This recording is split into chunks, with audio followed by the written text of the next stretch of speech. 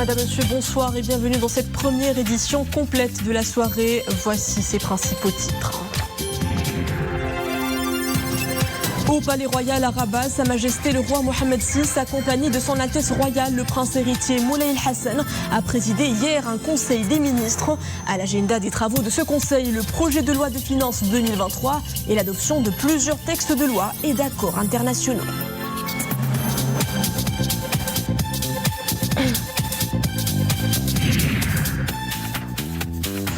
À suivre également le coup d'envoi à Rabat d'une conférence de haut niveau sur la bonne gouvernance et la lutte contre la corruption en Afrique. La conférence a entamé ses travaux aujourd'hui avec la participation de plusieurs personnalités de haute facture.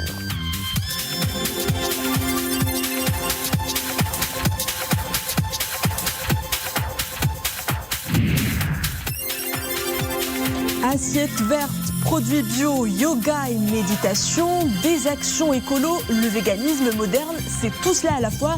Ces adeptes sont en conclave à Fès. Nous irons à leur rencontre.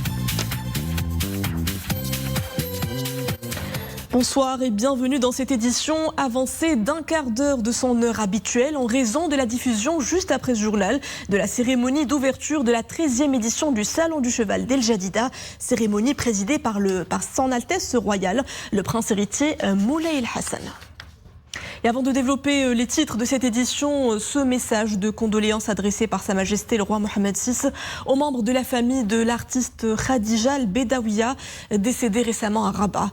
Le souverain souligne dans son message le brillant parcours artistique de Khadija Al-Bedawiya, qui a été une pionnière de l'art de l'Aïta Marsawiya, une icône de ce patrimoine musical populaire. Saluant par la même occasion les grains de qualité de la regrettée, son patriotisme sincère, sa loyauté au glorieux trône alawite et priant le Très-Haut de l'entourer de son infinie miséricorde.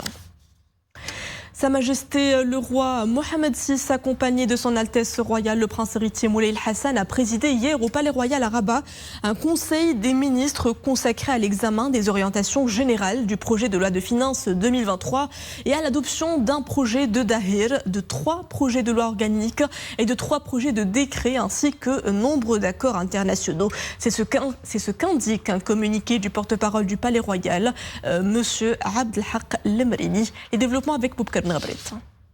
Au début des travaux du Conseil et conformément aux dispositions de l'article 49 de la Constitution, la ministre de l'Économie et des Finances a présenté un exposé devant Sa Majesté le Roi sur les orientations générales du projet de loi de finances pour l'année 2023.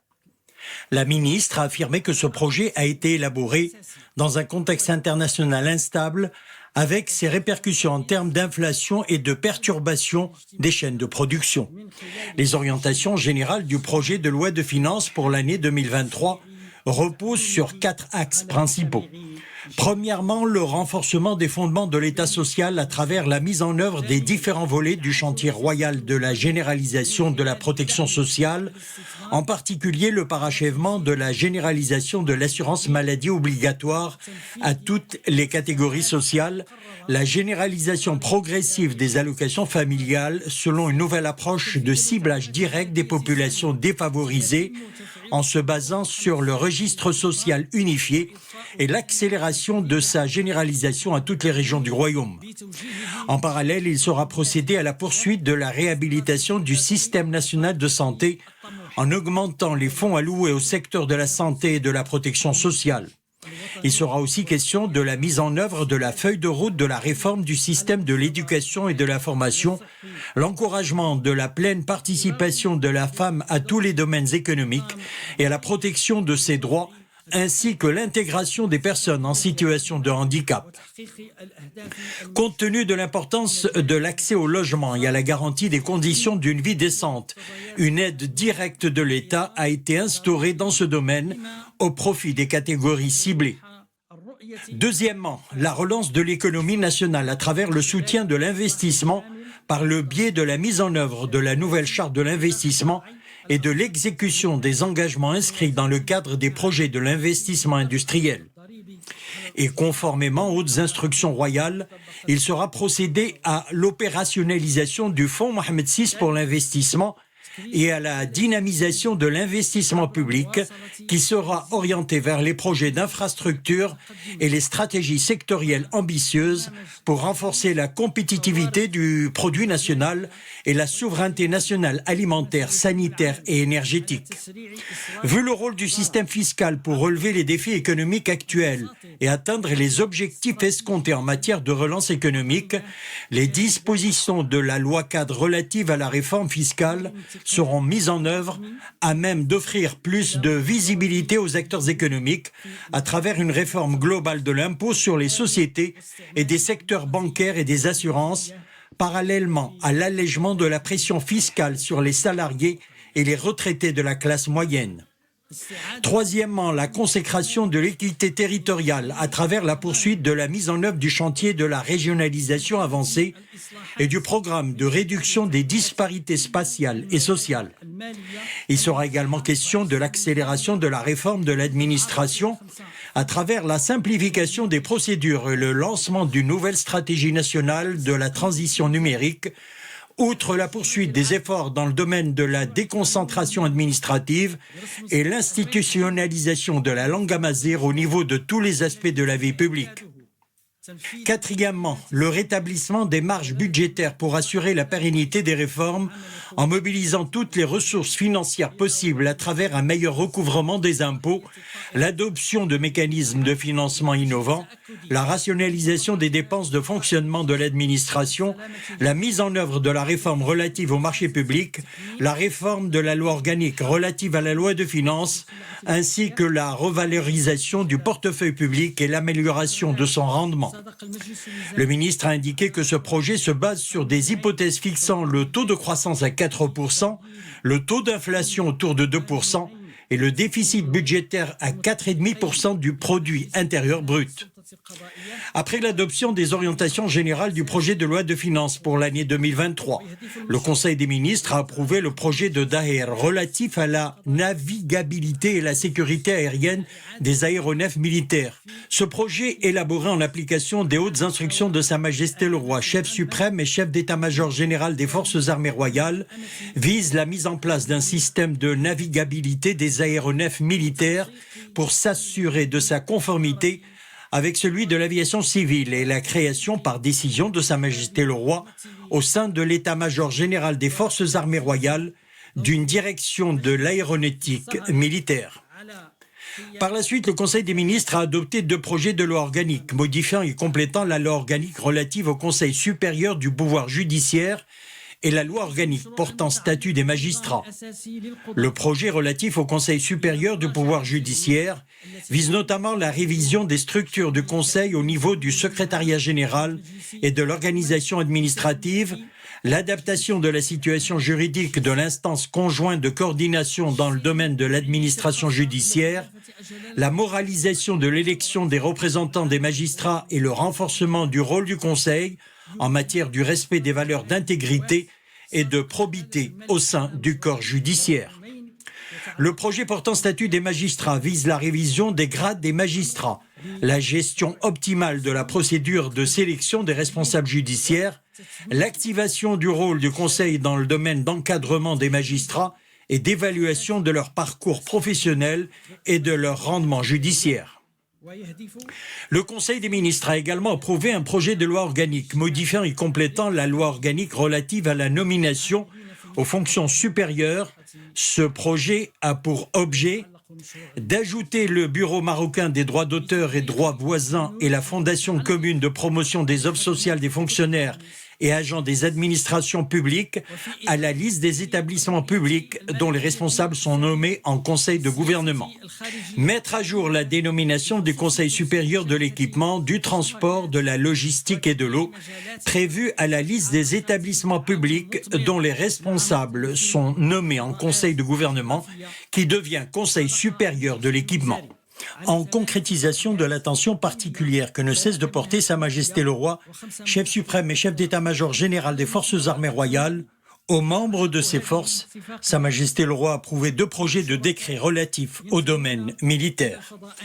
Il s'agit du projet de décret modifiant et complétant le Dahir, fixant le traitement des personnels militaires des forces armées royales, qui vise l'amélioration des conditions matérielles et sociales des militaires œuvrant dans le domaine de la santé militaire. Le 2e projet de décret porte sur l'application de la loi relative aux services de confiance pour les transactions électroniques qui vise à accompagner la transition numérique en tant que l'un des chantiers importants et prioritaires. Le Conseil des ministres a également adopté le projet de décret modifiant le décret fixant les conditions d'attribution des prestations familiales aux fonctionnaires, personnels militaires et agents de l'État, des municipalités et des établissements publics.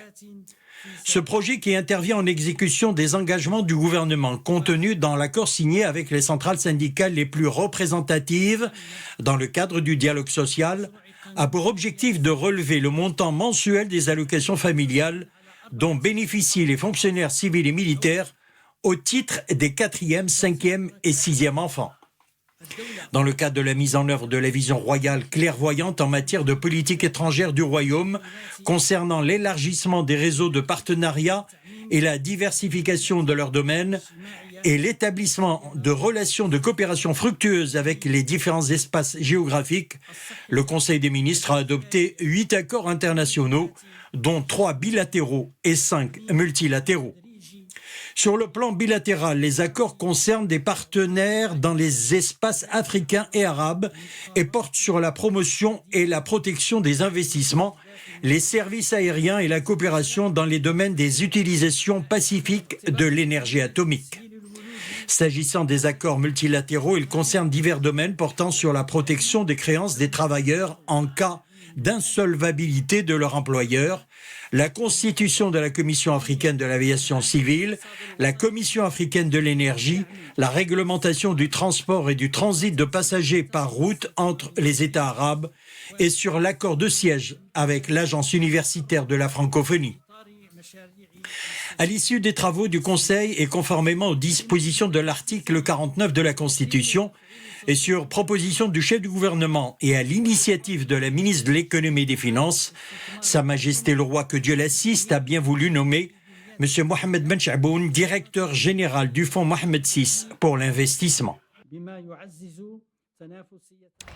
Sur hautes instructions de Sa Majesté le Roi, chef suprême et chef d'état-major général des forces armées royales, le ministre délégué auprès du chef de gouvernement chargé de l'administration de la défense nationale a reçu au siège de l'administration de défense nationale le général de division Hamad Mohamed Thani Al-Roumeïthi, chef d'état-major des forces armées des Émirats arabes unis, en visite officielle au royaume du 18 et jusqu'à aujourd'hui, 19 octobre. À la tête d'une importante délégation. Les discussions entre les deux responsables ont porté sur la coopération bilatérale, notamment en matière de défense et d'échange d'expériences. Et toujours sur hautes instructions de Sa Majesté le Roi, chef suprême et chef d'état-major général des forces armées royales, le général de corps d'armée, inspecteur général des forces armées royales et commandant la zone sud, a reçu le général de division Hamad Mohamed Thani Al-Roumeïthi au siège de l'état-major général des forces armées royales, en présence des officiers généraux concernés de l'état-major général des forces armées royales.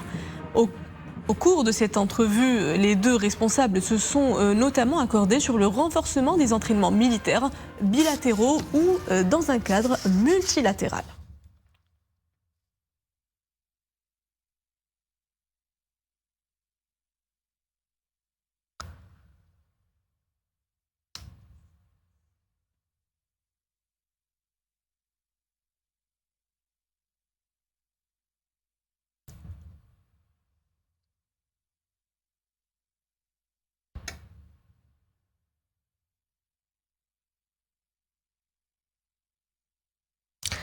Dossier du Sahara marocain, le vaste élan de soutien international affiché au plan d'autonomie marocain se consolide. À New York, la représentante du Sénégal a affirmé devant les membres de la 4e commission de l'Assemblée générale des Nations unies le soutien de son pays à l'initiative marocaine d'autonomie et, je cite la diplomate sénégalaise, initiative qui reste le cadre approprié pour résoudre le différend régional autour du Sahara.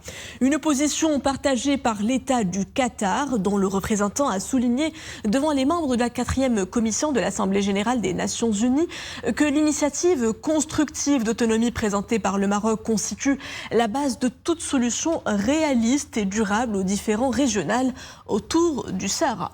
Pour sa part, le royaume hachémite de Jordanie a réaffirmé son soutien à la souveraineté du Maroc sur son Sahara en soulignant le caractère sérieux et réaliste de l'initiative d'autonomie présentée par le royaume. Même soutien réaffirmé aujourd'hui par le Burundi. Le ministre des Affaires étrangères, de la coopération au développement de la République du Burundi, Albert Shingiro, a exprimé son attachement au principe de l'intégrité territoriale du Maroc, tout en considérant le plan d'autonomie comme la base pour parvenir à une solution durable, pragmatique et réaliste aux différends autour du Sahara marocain. Cette position du Burundi a été exprimée à l'issue d'un entretien entre le ministre des Affaires étrangères, de la coopération africaine et des Marocains résidant à l'étranger, Nasser Bourita. C'est l'un des plus grands défis actuels du continent africain. La lutte contre la corruption fait débat à la conférence internationale sur la bonne gouvernance en Afrique. Ce conclave organisé sous le haut patronage de Sa Majesté le roi Mohamed VI a été ouvert aujourd'hui à Rabat avec la participation d'un invité de marque, l'ancien président de la République française François Hollande. Les précisions avec Oumé Marmli. Pour cette première édition, des personnalités de haut vol ont fait le déplacement. 2 jours durant, il sera question d'examiner les leviers qui permettent aux pays africains d'endiguer la corruption et d'ouvrir la voie vers un développement soutenu et durable. Dans tous les pays, sur tous les continents, il y a des atteintes à la probité, il y a des manœuvres, il y a des fraudes, il y a des tentations qui parfois donnent lieu à des actes illégaux. Toutes les institutions qui travaillent dans cet esprit-là, et notamment en France, c'est pas simplement pour la France, c'est aussi pour permettre que les entreprises françaises respectent les normes et respectent le droit et soient conformes à l'esprit et aussi à la lettre de beaucoup de recommandations. Cette conférence vient pour confirmer l'importance de la gouvernance responsable et de la prévention de la lutte contre la corruption dans le développement à l'échelle des pays mais aussi à l'échelle de tout le continent. Il est démontré aujourd'hui à travers les différentes études et les rapports qui sont publiés en la matière que la corruption est le premier frein au développement et qui empêche les pays de pouvoir profiter pleinement de leur potentiel. Plus que toute autre région du monde, l'Afrique subit de plein fouet les conséquences néfastes de ce fléau. La jeunesse a tout un rôle à jouer pour combattre cette gangrène.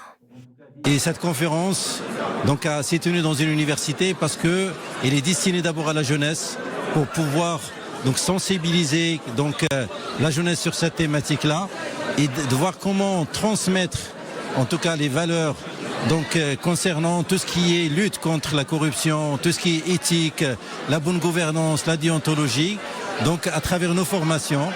La corruption, un fléau qui pèse sur le développement de l'Afrique. À elle seule, elle fait perdre chaque année au continent une somme de plus de 150 milliards de dollars, soit 6% de son PIB. Les végétariens des 4 coins du monde se donnent rendez-vous à Fès pour la grand-messe du véganisme. Il est bien sûr question de mettre en avant les secrets d'un système alimentaire sain, mais pas que. Ces jeunes s'engagent aussi et surtout pour la cause environnementale et la promotion des valeurs de paix. Mustafa Zahiri. Pour eux, la healthy lifestyle comprenait un mode de vie sain. Ce n'est pas uniquement surveiller ce qu'il y a dans nos assiettes. C'est aussi et surtout savoir écouter son corps, le libérer du fardeau lié au tracas du quotidien et s'offrir des moments d'évasion et de méditation. Du coup, la matinée, ces festivaliers la consacrent à une séance de yoga. Pendant ce temps, les autres membres s'activent pour faire la promotion de produits bio, avec des ateliers de cuisine. On va faire un workshop de cooking, Indonesian cooking, ici tout de suite avec Alfie. Elle va créer à manger vegan indonésien. Et puis notre collègue Zara et Adine vont donner une lecture sur le véganisme et l'islam et qu'est-ce qu'il y a le lien entre les deux. On a commencé le projet en 2017 à Gand en Belgique parce qu'on avait vu au iftar qu'on organise que beaucoup de jeunes ils demandent est-ce que c'est aussi possible de manger seulement des légumes, pas de viande. Et beaucoup de jeunes maintenant ils sont très occupés avec ça pour avoir une vie plus éthique. Et comme ça on a créé le label Veggie is Halal et on met ça dans tous les restaurants en Belgique. Il y a le label où on peut voir qu'on est bienvenu et qu'on peut aussi manger seulement des légumes et que c'est en fait la même chose que halal, c'est éthique. Si ce jeune représente la Belgique, d'autres viennent de Slovénie, d'Inde et des États-Unis. L'idée est de se partager les expériences et les savoir-faire. Pour ces jeunes, le véganisme, c'est aussi un engagement pour la protection de l'environnement. À travers nos différentes actions, nous essayons de transmettre un message très important aux jeunes. La planète Terre a toujours été très généreuse avec l'homme. Il faut en prendre soin pour garder une certaine harmonie entre la faune et la flore. Notre objectif est de réunir des jeunes animés par la même volonté d'œuvrer pour le bien de l'environnement et pour la promotion d'un mode de vie qui puisse nous permettre de vivre en paix avec nous-mêmes déjà et puis en harmonie avec la nature. L'événement connaît également la participation de plusieurs environnementalistes et nutritionnistes. Ces derniers prennent la parole pour plaider pour un mode de vie sain et respectueux de l'environnement. C'est la fin de ce journal. Merci à vous de l'avoir suivi. Comme annoncé au tout début de cette édition, je vous rappelle que vous avez rendez-vous dans quelques instants avec la cérémonie d'ouverture du Salon du Cheval, présidée par son Altesse Royale, le Prince héritier Moulay El Hassan. Excellente soirée à tous.